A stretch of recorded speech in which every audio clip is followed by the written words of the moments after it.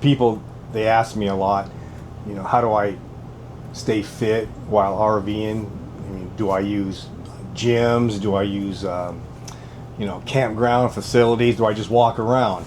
Well, here's what I've learned.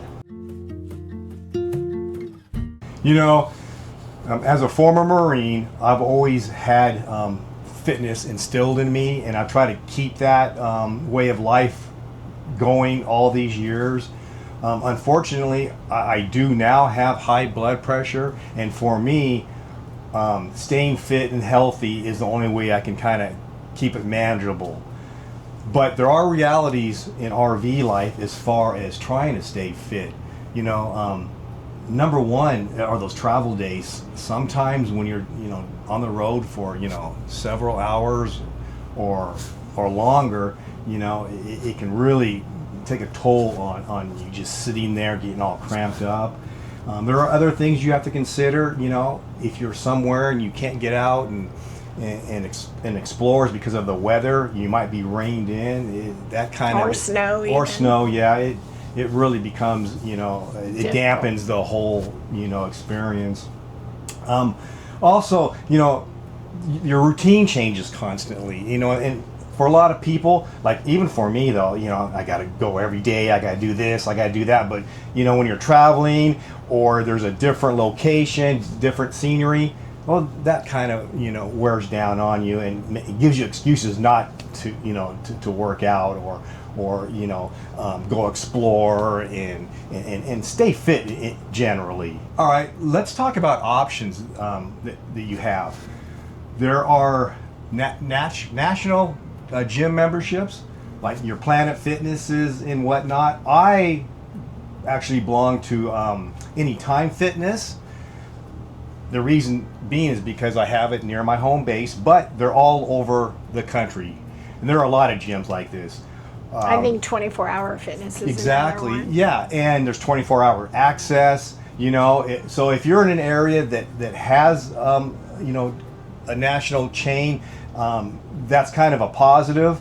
There also you can they have shower facilities. Good for boondocking. Good for boondock. Plenty of parking. But those really work out well. There's also other positives like the insurance, right? Yes. Check your health insurance because a lot of them will give you discounts to memberships, and usually they're more national memberships. Senior rates basically. For instance, we pay $28 a month, but normally Anytime Fitness I think is $45 a month. Yeah, so that works out well, and so you might want to check your local gym that you might belong to.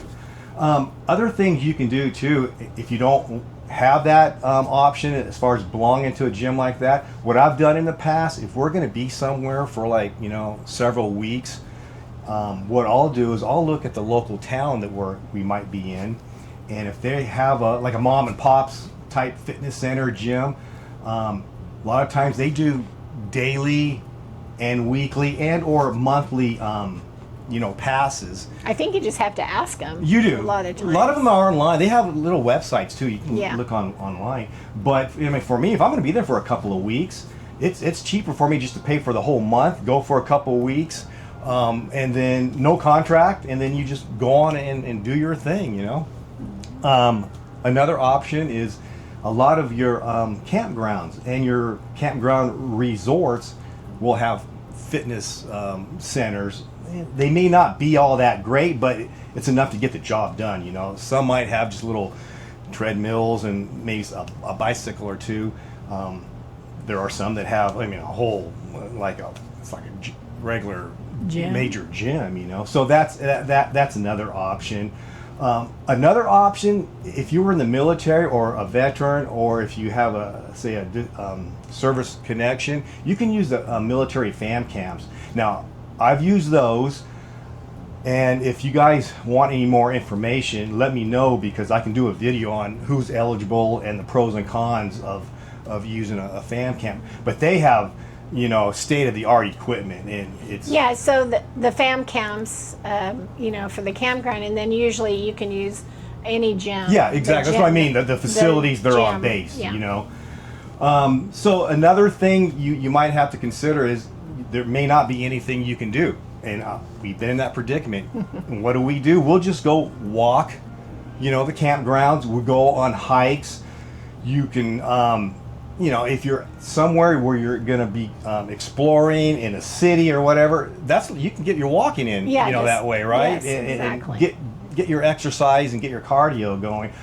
I actually have some little neoprene weights that we carry, so I can kind of give myself a little extra, stress.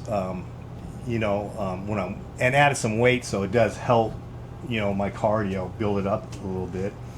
But another thing you can also do if you have the ability is bring a bicycle.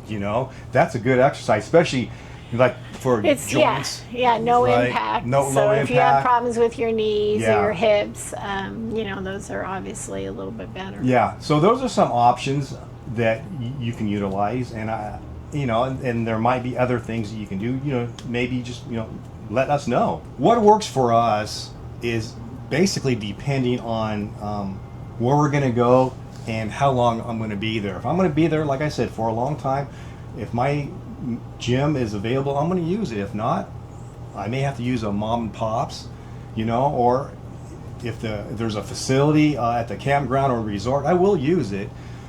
If we're going to be just going for a couple of days, or even overnight. Or even overnight, get out and we'll just walk around, for 10, 15, 20 minutes. I'll get my little neoprene weights like I told you, and just get that blood flowing, to help, and it helps relieve stress. And actually, for me, I'm only speaking for me, it does help me sleep better, especially after a longer day.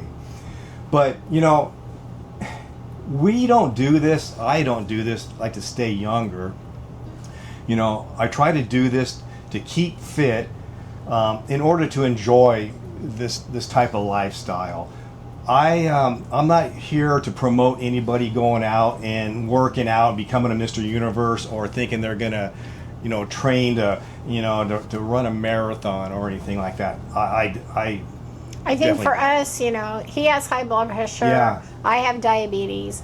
Both of those are managed really well with diet and exercise. Exactly. And like he's saying, if you're doing a long travel day and you're just there overnight, just getting out of the truck or wherever, motorhome or whatever you're in, and just walking for 15, 20 minutes, getting the blood flow is going to help that manage those conditions. Yeah.